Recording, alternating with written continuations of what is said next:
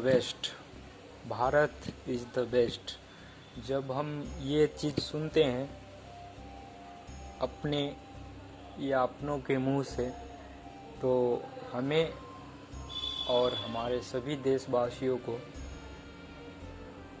गौरवान्वित महसूस होता होगा, और हो भी क्यों ना, क्योंकि हमारी धरती है ही इतनी पवित्र और हमारे संस्कृति इतनी गौरवान्वित करने वाली है कि आप किसी भी देश जाके अगर आप अपने संस्कृति की बखान करते हैं तो वो उसके दीवाने हो ही जाते हैं, क्योंकि हमारी संस्कृति है ही इतनी महान। हमें परमात्मा ने इतना सौभाग्यशाल बनाया है कि हम भारत जैसे महान देश में जन्मे, जहाँ पर आचार्य चाणक्य जैसा विद्वान, आर्यभट्ट जैसा विद्वान, चंद्रगुप्त, समुद्रगुप्त, सम्राट अशोक जैसे योद्धा, चंद्रशेखर आज़ाद, शहीद आजम भगत सिंह जैसे महान त्यागी हुए। तो हमें इन सब चीज़ों पे बहुत गर्व है और होना भी चाहिए। आज आप सभी को पता है, आज हमारा गणतंत्र दिवस है। अब थोड़ी सी बात हम इस पे कर लेते हैं कि हम गणतंत्र दिवस मनाते क्यों हैं। तो दोस्त, बहुत प्यारी सी बात है कि आज ही के दिन 26 जनवरी 1950 को हमारे देश को अपना संविधान मिला था, और वो संविधान जो हमें बहुत से अधिकार देते हैं अपने देश में। तो दोस्तों, आपके लिए आज मैं SPD बेस पे चार्जिंग सर्किट किस तरह से वर्क करती है वो मैं आपको समझाने वाला हूँ। दोस्तों, IC छोटी है, हैंडसेट छोटा है, लेकिन आपको इस बेस को अगर समझते हैं तो आपको बहुत ही काम आने वाली है। क्योंकि हम इलेक्ट्रॉनिक्स का एक नियम है कि वो उसकी टेक्नोलॉजी बदलती है, कंपोनेंट बदलते हैं, आईसियाँ बदलेगी, बट उसके जो बेस है वो चेंज नहीं होगा। तो जब बेस चेंज नहीं होगा, मैं चाहता तो आपको किसी बड़े हैंडसेट पे भी बता सकता था, बट आपको समझने में दिक्कत हो सकती थी। तो मैंने छोटा हैंडसेट लिया। मैं सोचा कि आपको मीडियम सर्किट से समझाया जाए ताकि आपको बहुत ही अच्छे ढंग से समझ में आए, और मैं पूरी कोशिश करूँगा कि आपको एक इस तरह से समझाया जाए जो आपको ज़िंदगी भर काम आए। तो दोस्तों, वीडियो को आप लास्ट तक देखें, और आप अगर इस तरह से डिमांड करते हैं कि कोई अपग्रेडेड सर्किट को आपको मैं समझाऊं, तो उस सर्किट का नाम और IC का मॉडल नंबर आप मेरे डिस्क्रिप्शन में डाल देना, कमेंट में आप करना, तो मैं उस तरह से उस चीज़ को आपको अच्छे से समझाने की कोशिश करूँगा।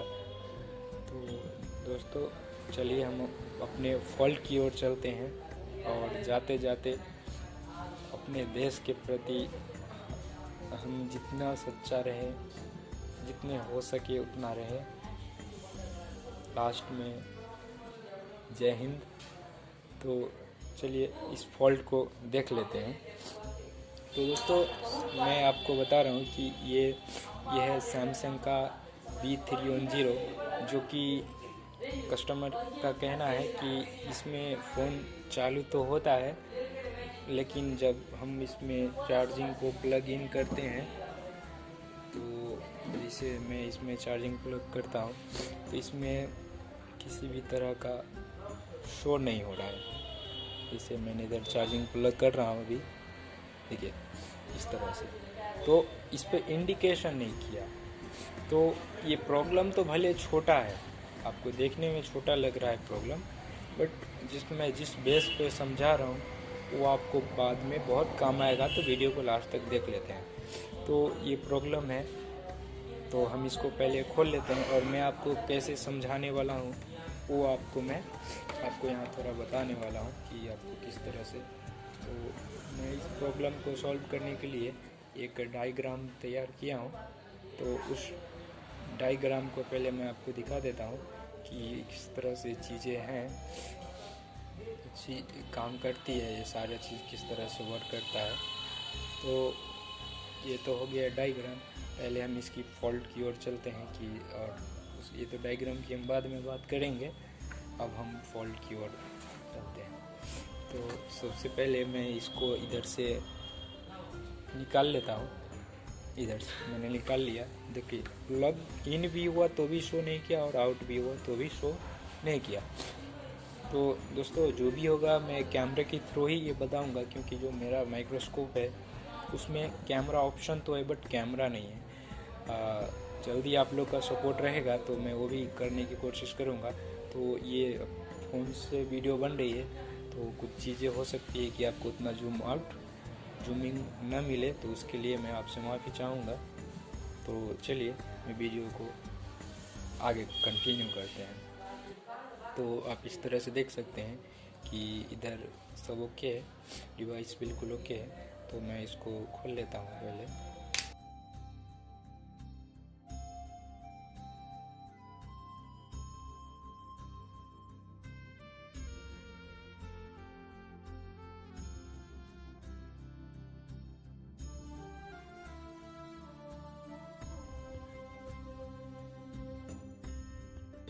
मैं यहाँ पर सबसे पहले इसकी चार्जिंग को प्लग इन करता हूँ और फिर इसकी वोल्टेज को मेजरमेंट करेंगे। तो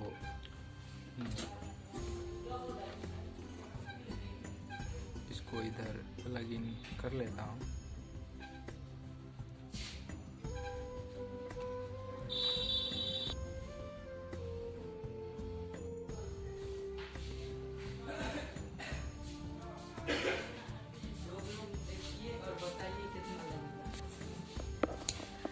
तो मैं यहाँ पर आप देख सकते हैं कि यहाँ पर प्लग इन कर चुका हूँ और मैं यहाँ पर इसको वीवर्स की वोल्टेज चेक करूँगा। तो मैं यहाँ पर वीवर्स का वोल्टेज चेक कर लेता हूँ। इसको इधर देख सकते हैं, थोड़ा ये फ़ोन से रिकॉर्ड हो रहा है इसलिए इसमें आपको मुझे थोड़ा सा प्रॉप रखने में दिक्कत हो रही है, बट कोई नहीं। आप इस तरह से मैं एक को ग्राउंड कर लेता हूँ और इस प्रोब से मैं यहाँ इसकी वीवर्स आती है। तो यहाँ पर देखिए आप देख सकते हैं कि यहाँ पर 5.2 वोल्ट सफिशिएंट वोल्टेज आ रहा है। और हम एक ही प्रोब से हम इसकी सीधी इसकी आउटपुट को चेक कर लेते हैं। जो हमारे इस चार्जिंग आईसी है ये आउटपुट करेगी, उसका मैं यहाँ पर आउटपुट में आपको इधर बता रहा हूँ। तो हमारा इधर देख लीजिए, तो ये भी आउटपुट कर रही है, मतलब हमारा चार्जिंग आईसी का इनपुट भी सही है, आउटपुट भी सही है, फिर भी ये हमारा चार्जिंग डिटेक्ट नहीं होती है या फिर शो भी नहीं करता है। तो ये प्रॉब्लम कहाँ से हो सकती है और कैसे सॉल्व होगा, तो इसके लिए हमें सबसे पहले चलना पड़ेगा हमारे स्कीमेटिक्स डायग्राम पे। मैं चाहूँ तो इसको वैसे भी सॉल्व कर सकता हूँ, बट आपको समझाने के लिए मैंने इसको डिटेल में बताने की कोशिश किया हूँ। तो चलिए स्कीमेटिक्स की ओर। तो दोस्तों मैं यहाँ पर आपके सामने एक स्कीमेटिक्स ड्रॉ किया हूँ जिससे आपको बहुत अच्छे तरीके से समझ में आए कि ये सर्किट वर्क किस तरह से करती है। तो सबसे पहले हम एक प्रोसेस को देख लेते हैं। यहाँ पर मैं ओनली चार्जिंग प्रोसेस को कवर किया हूँ और बहुत ही डिटेल में कवर करने की कोशिश किया हूँ। तो आप वीडियो को लास्ट तक देखें और आपको अगर ये डायग्राम चाहिए तो मुझे आप कमेंट करना, मैं आपको इसको एक लिंक के ज़रिए मैं आपको इसकी PDF देने की कोशिश करूँगा। तो ऐसे चलिए हम इसको पहले समझ लेते हैं। तो दोस्तों यहाँ जो आप इसकी चार्जिंग पिन देख रहे हैं वो हमने यहाँ ड्रॉप किया है, और ये इसकी जो चार्जिंग आईसी है, अब जूम करके मैं आपको वीडियो आगे में दिखाऊंगा, तो वो यहाँ पर ड्रॉप किया है। चलिए अब प्रोसेस को हम समझते हैं कि किस तरह से पूरा चार्जिंग सर्किट वर्क करते हैं। तो दोस्तों वीडियो थोड़ा सा लंबा होगा, लेकिन इसके अंदर जो नॉलेज आपको मिलेगी शायद यूट्यूब पर पहली बार होगा कि किसी ने एसपीडी बेस पर इस तरह से कोई बताए हो। हम एसपीडी की बात कर रहे हैं, नहीं अदर सर्किटों पे कुछ ज़रूर है कि बताया गया है, बट एसपीडी बेस पर शायद किसी ने बताने की इस तरह से कोशिश नहीं किया। तो चार्जिंग का प्रोसेस हमारा यहाँ से शुरू होता है। सबसे पहले जब यहाँ पर हम चार्जिंग को इनपुट करते हैं, इस तरह से यहाँ पर इनपुट करते हैं तो एक सप्लाई निकलती है 5.2 वोल्ट की, जो इसकी एक्यूरेट सप्लाई है। वो 5 वोल्ट भी हो सकती है, बट 5.2 वोल्ट होते हुए यहाँ पर एक जीना डायोड लगाया जाता है, जो कि आपको मैं सर्किट में उसमें बताऊंगा जब हम सीधा बोर्ड पे देखेंगे। तो जीना डायोड से होते हुए एक इलेक्ट्रोलाइटिक कैपेसिटर होता है। सीधे ये इसकी 1 नंबर पिन पे इनपुट होता है। ये हमारा चार्जिंग आईसी है, इसके 1 नंबर पिन पर यहाँ पर इनपुट होता है। अब क्या होता है कि जब हम 1 नंबर पिन पे, दोस्तों हमारा डिवाइस में डिटेक्टिंग का प्रॉब्लम है। हम इतना डिटेल में इसलिए बात कर रहे हैं क्योंकि ये हमारा समस्या डिटेक्ट का है, ये चार्जिंग डिटेक्ट नहीं होता है। तो हम चार्जिंग ये सर्किट डिटेक्ट और अनडिटेक्ट की चीज़ें किस तरह से काम करती है वो सारी चीज़ें मैं बताने वाला हूँ। तो दोस्तों यहाँ पर जो 1 नंबर पिन पे वीवर्स इनपुट हो जाता है, और 2 नंबर पे एक किलो ओम्स का रजिस्टर ग्राउंड किया हुआ है। ये एक 2 नंबर पिन आईसेंट के नाम से चार्जिंग आईसी का जब आप स्कीमेटिक्स देखोगे तो इस तरह से आएगा। तो ये रजिस्टर इसलिए लगाया जाता है। आप सोच रहे होंगे कि आखिर एक तरफ से इसको 1 किलो का ओम का रजिस्टर क्यों ग्राउंड किया है। तो ये इसलिए ग्राउंड किया है ताकि ये हमारा जो चार्जिंग आईसी है वो एक मोस्फेट आईसी है। और अगर आप थोड़ा भी इलेक्ट्रॉनिक्स का बेस जानते होंगे तो मोस्फेट 2 तरीके से काम करती है, पीएनपी और एनपीएन। तो इस ये आईसी मोस्फेट टाइप की है, तो इसको नेगेटिव ट्रिगर के जरिए इसे ऑन किया गया है। अगर ये रजिस्टर नहीं हो तो आपके अंदर डिवाइस में दिक्कत ये आएगा कि आपकी मोस्फेट, ये जो मोस्फेट आईसी है वो आपकी एक्टिव नहीं होगा, और जब ये एक्टिव नहीं होगा तो आपकी इसकी आउटपुट देखने को नहीं मिलेगा। तो और इसकी जो 3 नंबर ये पिन है, मैं यहाँ पे नंबर मेंशन कर देता हूँ क्योंकि मैंने इधर मेंशन नहीं कर रखा हूँ। तो यहाँ पर मैंने 1 नंबर लिख देता हूँ, और यहाँ पर 2, इधर 3, इधर 4, और ये 5, 6, 7, 8, 9, 10। तो 3 नंबर हमारा ग्राउंड होता है। अब खेल समझिए। 5 नंबर ये हमारा वी चार्ज के नाम से ये सप्लाई बनाती है। ये चार्जिंग जितना ही होता है, यानी कि आप यहाँ पे मेजरमेंट, जब यहाँ पर आप मीटर के प्रोब से यहाँ पे चेक करोगे डीसी वोल्ट में, तो ये 4.9 वोल्ट होगा। ये सप्लाई चार्जिंग आईसी बनाती है, और ये एक कैपेसिटर के माध्यम से ये सीपीयू, इसमें जो सीपीयू लगा है SC6500FS, तो ये सीपीयू, ये चार्जिंग आईसी एक 4.9 वोल्ट का सप्लाई इस सीपीयू को देती है। अब खेल समझिए यहाँ से, जब तक सीपीयू को यहाँ पर हाई करंट यानी कि 4.9 वोल्ट का सप्लाई नहीं मिलेगा, तब तक ये सीपीयू हमारा चार्जिंग सर्किट को एक्टिव नहीं करेगा। और जब हमारा ये सीपीयू हमारा चार्जिंग सर्किट को एक्टिव नहीं करेगा तो हमारा नहीं तो लोगो आएगा और ना ही हमें चार्जिंग डिटेक्ट होता होगा। तो हम एक तरह से मान सकते हैं कि यह ए लाइन में हमारी दिक्कत होगी। बट अब आगे हम चलते हैं, आगे और भी सर्किट किस तरह से वर्क करती है। यहाँ तो 7 नंबर ग्राउंड होता है, 8 नंबर पर चार्ज स्टेटस पिन है और इसके 9 नंबर चार्ज डिटेक्ट का पिन है। तो मेनली जो डिटेक्शन का काम है वो हमारी इन लाइनों पे है, एक 5 नंबर और एक ये 9 नंबर। यहाँ पर यहीं से इसी में से किसी एक लाइन की वजह से हमारी चार्जिंग डिटेक्ट नहीं हो रही है। तो यहाँ पर ये समझ लीजिए ये स्टेटस और डिटेक्ट किस तरह से काम करती है।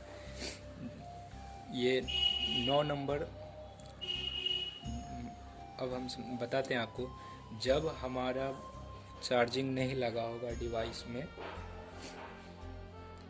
तब ओनली जब फ़ोन ऑन रहेगा और फ़ोन चालू रहेगा तब हमारा यहाँ पर इसके 8 और 9 नंबर के पिन पे 2.8 वोल्ट का सप्लाई CPU इन्हें देगा, जो कि VDD 2.8 के नाम से B14 पिन CPU के पिन नंबर B14 से ये सप्लाई 100 किलो के 2 रजिस्टर पुल अप करके यहाँ पर दिया जाता है। लेकिन जैसे ही आप यहाँ पर चार्जिंग लगाते हो, चार्जिंग लगाओगे और बैटरी लगी रहेगी, तो ये जो चार्ज डिटेक्ट 9 नंबर का जो पिन है उसकी जो 2.8 की सप्लाई है CPU उसे डाउन कर देगा, यानी कि उसे वोल्टेज को अपने अंदर मतलब एक तरह से आप कह सकते हो कि खा जाएगा। तो जैसे ही यहाँ पर CPU को ये C14 नंबर के पिन पे डाउन मिलेगा, तैसे ही समझ जाएगा कि हम इसके अंदर, तो इस तरह से डिटेक्ट होगा। और एक जब आप चार्ज स्टेटस इस तरह से काम करता है कि जब हम इसमें बैटरी लगा के और चार्जिंग लगाते हैं और जब तक हमारा मोबाइल ऑन रहेगा तब तक यहाँ पर आपको 0 वोल्ट मिलेगा, जो कि CPU डाउन करके रखता है। और जैसे ही फ़ोन स्लीप मोड में जाएगा तो यहाँ पर 2.8 वोल्टेज जो आपका चार्ज स्टेटस की लाइन है यहाँ पर आ जाएगा। तो ये सारे प्रोसेस होने के बाद इसके 10 नंबर के पिन से एक सप्लाई निकलेगा, जो कि हम BWAT, इससे बैटरी को भरने के लिए ये जो लाइन जाती है वो इस तरह से जाती है कि 10 नंबर से पिन होते हुए एक रजिस्टर मिलेगा। इसमें इस तरह से एक रजिस्टर मिलेगा जो कि 0 ohms का रहेगा, बैट सेंस के नाम से। तो ये बैट सेंस रजिस्टर आपको, अगर ये फॉल्टी होता है तो आपका फ़ोन विथ चार्जर तो ऑन होगा, लेकिन विदाउट चार्जर फ़ोन ऑन नहीं होगा। जैसे आप 1200 में, अभी 310 में बहुत सारा दिक्कत आप देखते होंगे कि बैटरी से फ़ोन ऑन होता है, बिना बैटरी से ऑन नहीं होता है। चार्जर लगा के ऑन करे तो ऑन हो जाएगा, बट चार्जर निकालते ही फ़ोन बंद हो जाता है। तो वो दिक्कत वो इसी रजिस्टर से आता है। तो ये CPU बैट सेंस करता है CPU V3 नंबर के पिन पर। तो दोस्तों और डिटेल में अगर बताने के लिए आप कहिएगा तो ज़रूर मैं बताऊंगा। जब मेरे पास कैमरा ऑप्शन आ जाएगा तो मैं इसके CPU के बॉल्स को ज़रूर आपको टेस्ट करके बताऊंगा। और आगे ये सर्किट यहाँ से CPU में जाती है, लेकिन इसी ओर से एक लाइन निकलती है जो इधर से 2 सेरेमिक कैपेसिटर और एक रेक्टिफायर डाइवर्स या जीना डाइवर्स से होते हुए ये हमारी बैटरी कनेक्टर तक आ जाती है, और इस तरह से यहाँ पर हमारी बैटरी लगती है। और दोस्तों इसकी जो BSI जो बीच वाली पिन होती है उस पे भी आपको जब आप चार्जिंग लगाओगे तो 2.8 वोल्ट आएगा। वो किस तरह से आएगा मैं यहाँ पर आपको जूम करके बताता हूँ। वो CPU के B3 नंबर के पिन से 2.8 वोल्ट आएगा। एक ये 460 किलो ओम्स रजिस्टर, इसके सीरीज़ में 460 किलो ओम्स का एक रजिस्टर जाएगा और इस तरह से होते हुए आपको यहाँ इस तरह से आएगा। तो जब आप चार्जिंग लगा के बिना बैटरी के टेस्ट करोगे तो यहाँ पर 2.8 वोल्ट आना चाहिए, तभी आपको ये BSI की सप्लाई ओके होगी। दोस्तों अभी हमारा प्रॉब्लम BSI का नहीं है, फिर भी मैं एक complete whole of charging circuit बता रहा हूँ SPD का, तो इसलिए मैंने इसको कवर कर लिया हूँ। दूसरा रजिस्टर जो यहाँ पर होता है वो 500 ओम्स का रजिस्टर होता है, जो कि मेनली वर्क करता है हमारा यही वर्क करता है। ये तो हमारा वोल्टेज पुल अप किया हुआ है, बट मेनली जो वर्क करता है वो ये रजिस्टर के साथ हमारा डिवाइडर सर्किट बनता है। डिवाइडर सर्किट बनने के बाद वो हमारा D5 नंबर पे ये बैटरी की स्टोरेज, बैटरी के स्टेटस, जैसे BSI के नाम से, यानी कि बैटरी स्टेटस आइडेंटिफिकेशन, तो नाम से ही जानते हैं कि बैटरी में कितनी चार्ज है, उसको सेंस करने के लिए लाइन होती है। तो अभी मैं इसको देखो जूम आउट करके बताता हूँ। ये जो बैटरी है, ये आपको दिख रहा है, ये वो इसका BSI पिन है। इसके अंदर आप इसके सर्किट को जब ओपन करोगे तो इसमें एक किलो ओम्स का रजिस्टर ग्राउंड किया हुआ रहता है। इस तरह से 1 किलो ओम्स का रजिस्टर यहाँ पे ग्राउंड किया रहेगा। इसके अंदर से, इसके बैटरी के खुद के सर्किट के अंदर 1 किलो ओम्स का रजिस्टर रहेगा। जैसे हमने यहाँ पर चार्जिंग इनपुट किया तो यहाँ पर 2.8 वोल्ट आएगा। जैसे ही आप यहाँ पर इस तरह से बैटरी लगाओगे तो इस रजिस्टर और इसके अंदर के रजिस्टर दोनों के बीच में एक डिवाइडर सर्किट बनेगा। और डिवाइडर सर्किट किस तरह से काम करता है वो अब मैं, अगर आपको जानना है तो मुझे आप कमेंट करना, मैं उसके पर भी एक ज़बरदस्त वीडियो बनाऊंगा। डिवाइडर सर्किट को डिटेल में कवर करने की कोशिश करूंगा। तो इन दोनों के बीच में एक डिवाइडर सर्किट बनता है, जिसके कारण जो यहाँ पर पहले 2.8 वोल्ट था वो वोल्टेज यहाँ पर 0 हो जाएगा। जैसे ही इसके D5 नंबर के पिन पे CPU सेंस करेगा कि 0 वोल्ट आया है, पहले 2.8 आता था, लेकिन जैसे बैटरी लगा तो ये यहाँ पर 0 हो गया। जैसे यहाँ पर 0 होगा तो CPU सेंस कर लेगा कि यहाँ पर बैटरी लग चुका है, अब चार्जिंग के लोगो दिया जाए, चार्जिंग का लोगो बोर्ड पे एक्टिव किया जाए। तो मेनली ये चीज़ है कि सबसे पहला स्टेज तो हमारा ये V-बस आना चाहिए, जो कि ओके है, और हमारा 1 किलो ओम्स का रजिस्टर भी ओके है। हम ये चेक नहीं किए, फिर भी हम बता रहे ओके हो, वो इसलिए क्योंकि जब ये ओके नहीं होगा तब हमारा आउटपुट नहीं देगा। तो हमारा जब चार्जिंग IC आउटपुट दे रहा है तो इसका मतलब ये भी सही है, हमारा ग्राउंड भी सही है। अब मेनली रह गया हमारा 5 नंबर का पिन, क्योंकि ये सप्लाई बनेगा तभी हमारा CPU एक्टिव होगा। जब तक CPU एक्टिव नहीं होगा तो वो आगे का प्रोसेस कैसे करेगा। तो मेनली हमको पहला स्टेज हमारा सही है, दूसरा स्टेज भी सही है, तीसरा स्टेज पे हमको आना है। और इस वाले जो 5 नंबर का पिन है, जहाँ से 4.9 वोल्टेज CPU को मिलना चाहिए, ये वोल्टेज मिल रहा है या नहीं, ये मेनली हमें अभी चेक करना है इस कंडीशन में। और दूसरा CPU के C14 नंबर पिन जो है, जो कि चार्जिंग IC के 9 नंबर पिन पे चार्ज डिटेक्ट के नाम से आती है, वो वोल्टेज को ड्रॉप कर रहा है या नहीं कर रहा है, यहीं से हमारा प्रॉब्लम फाइंड हो जाएगा। तो चलिए दोस्तों अब चलते हैं अपने। आई होप कि आपको स्कीमेटिक ये डायग्राम आपको समझ में आया होगा, और नहीं समझ में आया तो मुझे कमेंट में ज़रूर कीजिए, मैं आपको और अच्छे से समझाने की कोशिश करूँगा। तो मेनली हम चलते हैं अपने बोर्ड की तरफ। चार्जिंग का जो चार्जिंग IC का आउटपुट है वो तो हमने चेक कर ही लिया था, तो हमें उसको चेक करने की तो ज़रूरत नहीं है। तो अब हम चेक कर लेते हैं कि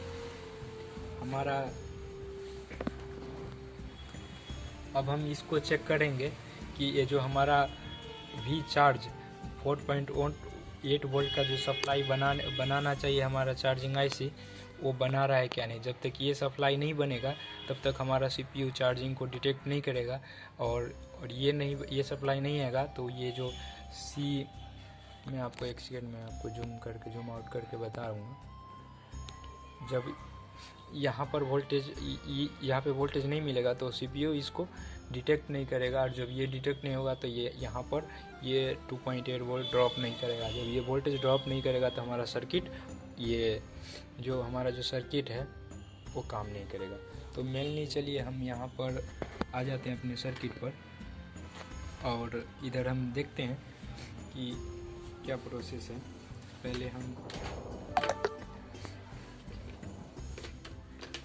पहले हम इधर चार्जिंग लगा लेते हैं।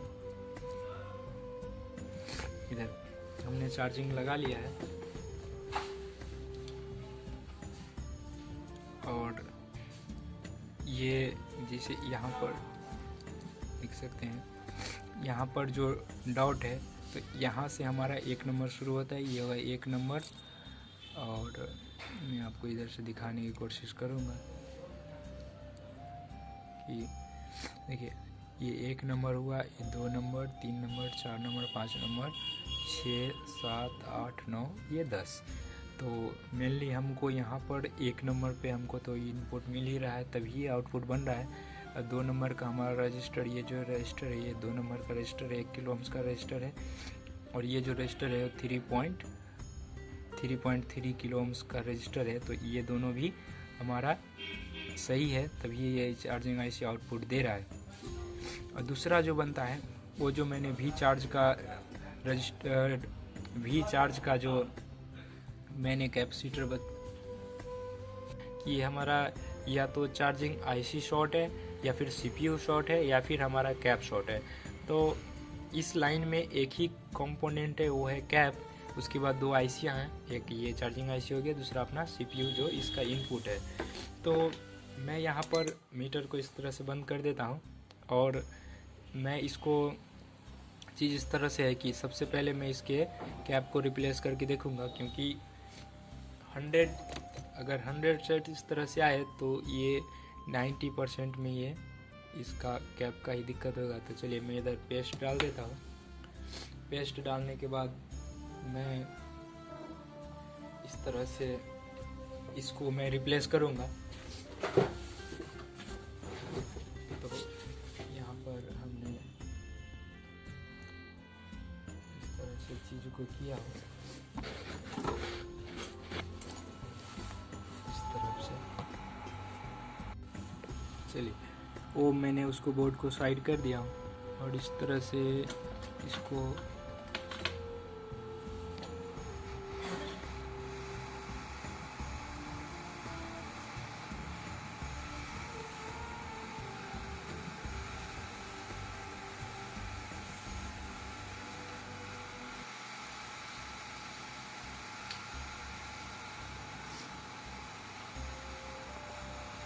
तो अब देख सकते हैं कि इस तरह से ये लग चुका है। अभी ऐसे क्लीन कर लूँगा थोड़ा।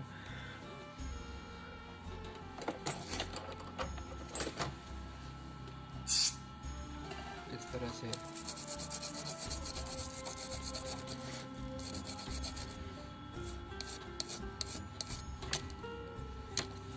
यहाँ पर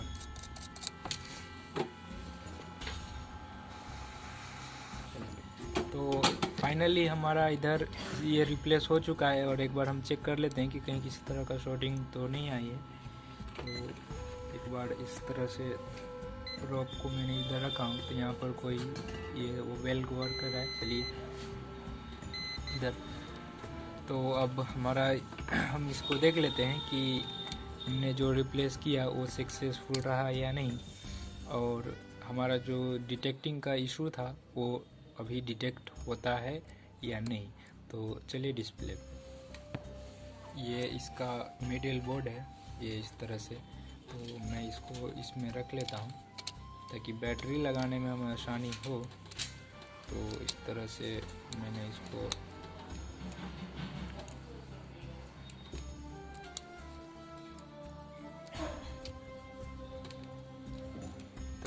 इसमें रख लिया हूँ, और इधर मैं इस तरह से बैटरी लगा देता हूँ। तो बैटरी लगा दिया और इधर डिवाइस को रखता हूँ और मैं इसमें चार्जिंग इंसर्ट करता हूँ। तो वो आप देख सकते हैं इस तरह से कि ये अभी कम्प्लीटली चार्ज हो रहा है और हमारा प्रॉब्लम सॉल्व हो सकता है। तो एक बार हम फिर से अपने डायग्राम की ओर चलेंगे, मैं आपको रिवीजन करवा देता हूँ। तो इसमें जो मेनली इशू था वो जो ये वी चार्ज वाली पिन है यहाँ U3 का, यहाँ पर 4.9 वोल्ट आने की बजाय ये जो हमारा कैप था वो शॉर्ट हो चुका था, इसलिए अभी ये डिटेक्ट नहीं हो रहा था। हमने इसको रिप्लेस कर दिया तो ये बिल्कुल डिटेक्ट हो रहा है और सारी चीज़ें वेल वर्क कर रही है। तो इस डायग्राम का अगर आपको PDF चाहिए तो मुझे आप कमेंट कर सकते हैं इस तरह से, और मैं इसका आपको PDF आपको प्रोवाइड कर दूंगा। तो दोस्तों, जय हिंद।